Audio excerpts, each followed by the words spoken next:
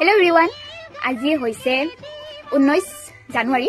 তো 2025-ৰ 19 তাৰিখত মানে আজিৰ এই বিশেষ দিনটোতে আমাৰ বিয়া গৈছিল।